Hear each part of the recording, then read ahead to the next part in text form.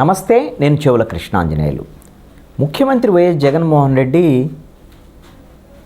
కాపు సామాజిక వర్గానికి సంబంధించినటువంటి ఓట్ల సాధించడం కోసం తీవ్రమైనటువంటి ప్రయత్నాలు చేస్తున్నారు. దీంట్లో ఆయనకున్నట్టు జటిలమైనటువంటి సమస్య ఏమిటి అంటే తెలుగుదేశం జనసేన పొత్తు పెట్టుకోవటం. జనసేన వెనకాల కాపులందరూ కూడా ప్రయాణం చేయాలని నిర్ణయించుకొని ఉండటం, వైఎస్ఆర్ కాంగ్రెస్ పార్టీకి వ్యతిరేకంగా కాపులు ఉండటం అనేటువంటిది. దీన్ని ఎలా ఛేదించాలి అనేటువంటి దానిలో విపరీతమైనటువంటి కసరత్తు చేస్తున్నారు జగన్మోహన్ రెడ్డి. అందుకు అనుగుణంగా రాయలసీమలో బలిజలను ఏ విధంగా ఆయన అట్రాక్ట్ చేసేటువంటి ప్రయత్నం చేస్తున్నారు, బలిజల ఓట్లు తెలుగుదేశం జనసేనకు రాకుండా ఎలా చేశారు అనేటువంటి ఒక వీడియో చేశాను. ఆల్రెడీ వేరే వీడియో ఉంది, మీరు దాన్ని చూడొచ్చు. అయితే ఉత్తరాంధ్రలో ఫార్ములా ఏందనేది ఇంకొక వీడియోలో చెప్తాను. ఇప్పుడు మాత్రము గోదావరి జిల్లాలతో పాటు మధ్య ఆంధ్రలో జగన్మోహన్ రెడ్డి ఫార్ములా ఎలా ఉండబోతుంది అనేటువంటిది జిల్లాల వారీగా తన ప్రణాళికలు ఏమిటి అనేటువంటి దానిగా వివరించేటువంటి ప్రయత్నం చేస్తాను.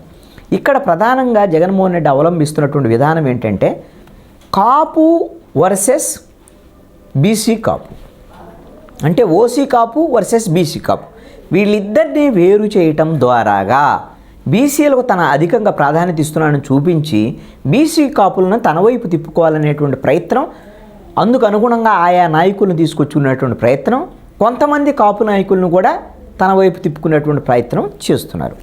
దీంట్లో ఆయన అవలంబిస్తున్నటువంటి విధానం ఏమిటి అంటే మొన్న 2019 ఎన్నికల్లో మనం అనేక సందర్భాల్లో మాట్లాడుకున్నాం. 50% ఆయనకు ఓట్లు వచ్చాయి, 150 మంది ఎమ్మెల్యేలు వచ్చారు, 22 మంది ఎంపీలు వచ్చినటువంటి పరిస్థితుల్లో కాపులకు సంబంధించినటువంటి 65 లక్షల ఓట్లలో 60 లక్షల ఓట్లు పోలైతే 25 లక్షలు వైఎస్ఆర్ కాంగ్రెస్ పార్టీకి వచ్చాయి. ఈసారి అవన్నీ గండిపడుతున్నాయి. దాన్ని బీసీల ద్వారా కాంపెన్సేట్ చేసుకోవాలని ఒక ప్రయత్నం ఒకటి చేస్తున్నాడు. అందుకే బీసీ జపం చేస్తున్నారు.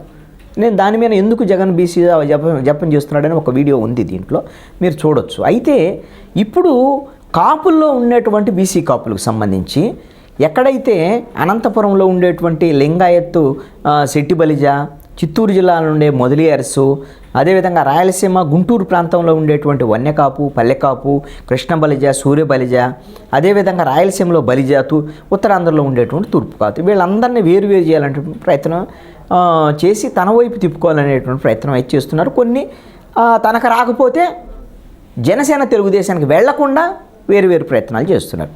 అందుకని రాయలసీమ మీద ఒక వీడియో సపరేట్గా చేశాను కాబట్టి ఉత్తరాంధ్ర మీద కూడా సపరేట్ వీడియో చేస్తా. ఇక మధ్యాంధ్రలో ఈయన అవలంబిస్తున్నటువంటి విధానం ఏమిటి? ప్రధానంగా గోదావరి జిల్లాలు 34 నియోజకవర్గాల్లో ఈ రోజున ప్రమాదం పొంచి ఉంది. గోదావరి జిల్లాలో ఎవరు గెలిస్తే ఆ ప్రభుత్వం అధికారంలోకి వస్తుంది అనేటువంటిది, ఏ పార్టీ అయితే ఆ పార్టీ అధికారంలోకి వస్తుంది అనేటువంటిది అది ఒక సెంటిమెంట్ కింద వస్తుంది. ఇప్పుడు గోదావరి జిల్లాలో కానీ చేయి జారిపోతే అధికారంలోకి రావడం కష్టం అనేటువంటి ఒక భయం పట్టుకున్నది ఈ రోజున జగన్మోహన్ రెడ్డి. అందుకనే తూర్పుగోదావరి జిల్లాలో ప్రధానంగా అతను అవలంబిస్తున్నటువంటి విధానం ఏమిటి అంటే కాపు, అదేవిధంగా బీసీ కాపులు, ఈ బీసీ కాపుల్లో శెట్టి బలిజ వీళ్ళని దగ్గర చేసుకోవటము, అదేవిధంగా ఎస్సీలకు సంబంధించినటువంటి వాళ్ళు తనతో ఉన్నటువంటి వాళ్ళు, ఈ శెట్టి బలిజ ఎస్సీలతో పాటు బీసీలను కూడా కొంతమందిని, బీసీలకు సంబంధించిన బీసీ సామాజిక వర్గాలు, శెట్టి బలిజతో పాటు బీసీ మిగతా సామాజిక వర్గాలకు సంబంధించి ఈ 3 కాంబినేషన్ ద్వారాగా కాపులకు సంబంధించినటువంటి ఓట్లు ఏదైతే తనకు రావన్నటువంటి పరిస్థితి ఉందో వాటిని కాంపెన్సేట్ చేసుకోవాలనే ప్రయత్నాల్లో ఉన్నారు. అందుకు ఆల్రెడీ బీసీలకు సంబంధించినటువంటిది ఈ శెట్టి బలిజలకి అదేవిధంగా కాపులకి కొంత వైరం ఉన్నటువంటి పరిస్థితి, ఎందుకంటే బీసీ రిజర్వేషన్ నేపథ్యంలో. అందుకని ఈ బీసీలకి వైసీపీకి సంబంధించినటువంటి విషయంలో మేము కాపులకి బీసీలను చేర్చను, నేను ఆ చేర్చనని అనలేదు, కానీ ఇది నా చేతుల్లో లేదు, నేను దాన్ని హామీ ఇవ్వలేనని చెప్పినటువంటి పరిస్థితి ఉంది. ఆ విధంగా కొంత బీసీలు దగ్గరైనటువంటి పరిస్థితి ఉంది. ఈ శెట్టి బలిజ వీళ్ళకి సంబంధించినటువంటి వీళ్ళను కూడా దగ్గర చేసుకునేటువంటి ప్రయత్నంలో భాగంగా ఎమ్మెల్సీలు శెట్టి బలిజ ఇద్దరిని తీసుకున్నాడు. అదేవిధంగా మత్స్యకారులకు సంబంధించినటువంటి వాళ్ళు గోదావరి జిల్లాలో 2 ఎమ్మెల్సీలు ఉన్నారు. అదేవిధంగా ఎస్సీ మాల ఒక ఎమ్మెల్సీ ఉన్నారు, మాదిగ ఒక ఎమ్మెల్సీ ఉన్నారు. అంటే వీళ్ళందరి ద్వారాగా ఈ విధంగా శెట్టి బలిజ మిగతా ఎస్సీ బీసీలను కలుపుకొని కాపులను కార్నర్ చేయాలనేటువంటిది ప్రణాళిక గోదావరి జిల్లాలో. దీనికి అదనంగా మరి కాపుల నుంచి పూర్తి వ్యతిరేకత వస్తే ఇబ్బంది అయిద్దనే దాని మీద ముద్రగడ్డ పద్మనాభంను తీసుకొని వైఎస్ఆర్ కాంగ్రెస్ పార్టీ తరఫున కాకినాడ ఎంపీగా పోటీ చేయించాలనేటువంటి దాని మీద, లేదు అంటే తనకు ముద్రగడ్డ పద్మనాభం కుమారుణ్ణి పత్తిపాడు నుంచి కానీ, లేకపోతే ముద్రగడ్డ పద్మనాభం కోడల్ని తుని నుంచి పోటీ చేయించేటువంటి ఆలోచనలో జగన్మోహన్ రెడ్డి ఆల్రెడీ సంప్రదింపులు జరిపారు, మాట్లాడారు అనేటువంటిది కూడా ఒక చర్చ ఉన్నటువంటి పరిస్థితి ఉంది. మరి ముద్రగడ్డ ఎప్పుడు చేరుతారు అనేది ముహూర్తమే తప్ప దానికి ఆయన రెడీ అయిపోయారండి. గోదావరి జిల్లాలో 24 లక్షల వరకు కాపులు ఓటింగ్ ఉన్నది.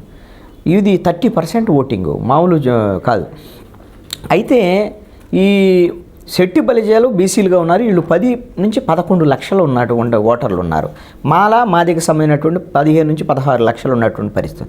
ఎస్టీలు కూడా ఉన్నారు. ఈ వెస్ట్ గోదావరి వీటిల్లో 2 లక్షల వరకు ఉన్నారు. ఇక రెడ్లు, ముస్లింలు, ఎంబీసీలు వీళ్ళు ఎలాగూ జగన్మోహన్ రెడ్డితోనే ఉండేటువంటి పరిస్థితి ఉంటుంది. కాబట్టి కాపులు ఒకవైపున, నాను కాపులు ఇంకొక వైపున, ఈ విధంగా గోదావరి జిల్లాల్లో తను ఏదైతే ఈ ఫార్ములా ద్వారాగా కొంత గట్టెక్కొచ్చు అనేటువంటి ప్రయత్నాల్లో ఉన్నారు గోదావరి జిల్లాలో. ఇక కృష్ణా, గుంటూరు జిల్లానికి వచ్చేసరికల్లా ఈ 18% కాపులు ఉన్నారు. ఈ 18% కాపుల్లో అంటే 17-18 లక్షల ఓటర్లు ఉంటారు. వంగవీటి ఫ్యామిలీని రాధాని కృష్ణా జిల్లాలో తీసుకురావడం ద్వారాగా, లేకపోతే వాళ్ళ చెల్లి వంగవీటి రంగా కుమార్తె, వంగవీటి నరేంద్ర వీటికి సంబంధించినటువంటి వాళ్ళందరూ వీళ్ళని తీసుకుని రావడం ద్వారాగా వంగవీటి రంగా ఫ్యామిలీ ఉంటే కాపులు కూడా జగన్మోహన్ రెడ్డితోనే ఉన్నారనేటువంటి చర్చ వచ్చేటువంటి దానికి అవకాశం ఉంది.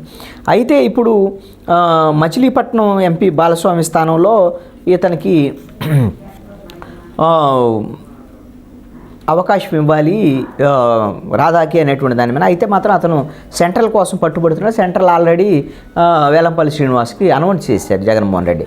కాబట్టి ఇప్పుడు ఏమైనా మరి ఈస్ట్కు సంబంధించినటువంటి వ్యవహారంలో ఏమైనా నిర్ణయం విజయవాడలో అయితే ఇప్పుడు మిగిలింది ఒకటి ఈస్ట్ ఆల్రెడీ అవినాష్ ఉన్నాడు. కాబట్టి బహుశా మరి రాధాకి ఏమి హామీ ఇస్తారు, ఎలాగ తీసుకుంటారు అనేట్టు చూడాలి.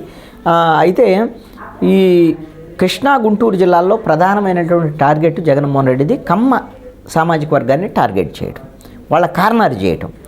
కాపు, ఎస్సీ, బీసీలకి ప్రాధాన్యత ఇచ్చి మంత్రులతో పాటు మంత్రులు ఇప్పుడు ఎలాగో అంబటి రాంబాబు, విడదల రజని, జోగి రమేష్, బీసీలకు సంబంధించినటువంటి మేరుగు నాగార్జున, ఎస్సీలు గుంటూరులో మేకతోటి సుచరిత, పేరునాని మచిలీపట్నము వాళ్ళ అబ్బాయికి ఇప్పుడు టికెట్ ఇచ్చినటువంటి పరిస్థితి.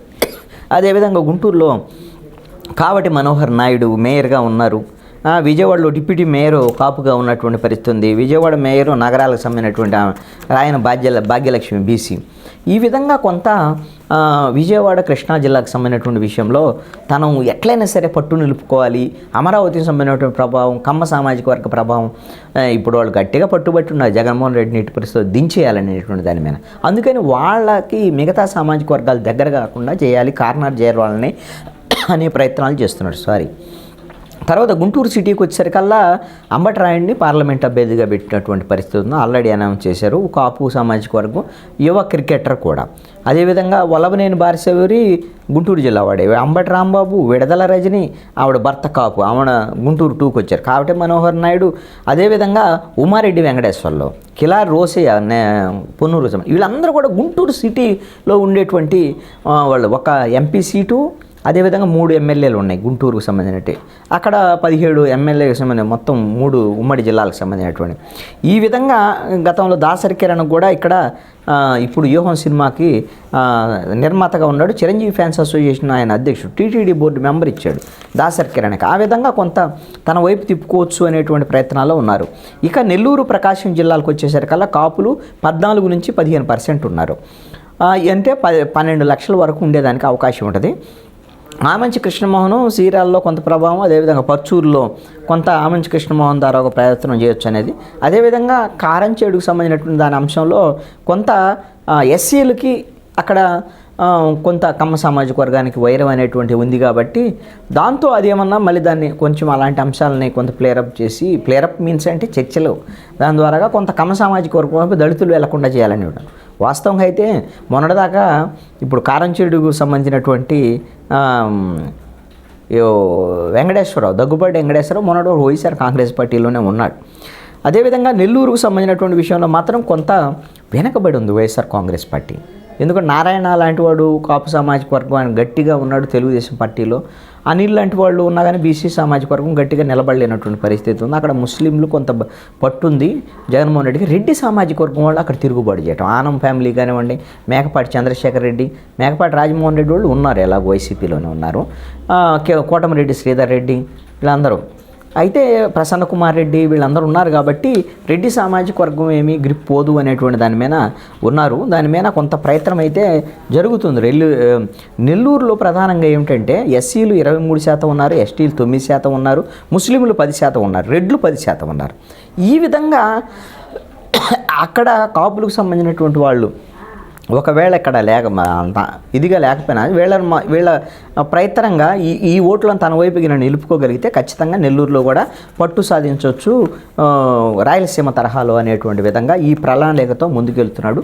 ఈ రాయలసీమకు సంబంధించినటువంటి వాళ్ళ బలిజల మీద ఎలాంటి ప్లాన్ రూపొందించారేంటి అని వేరే వీడియో చేశాను. ఉత్తరాంధ్ర మీద ఇంకొక వీడియోలో మళ్ళీ మీకు నేను వివరంగా నేను చెప్పేటువంటి ప్రయత్నం చేస్తాను. Thank you. మీ కృష్ణాంజనేయులు.